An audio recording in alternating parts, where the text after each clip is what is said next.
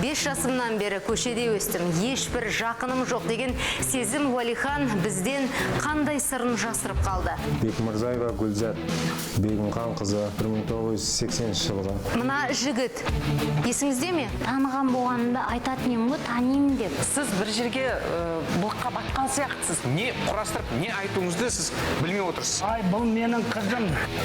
Мен ана Қызылордадан осы передачадан көріп, танып келіп отырмын. Масқара болып көңілсіз қалмаса болғаны ғой, бір жерде өліп деп ойладым. Сезім, сіз Гүлзатсыз ба? Өзі құраған өтірігіне өзі толықтай сенген.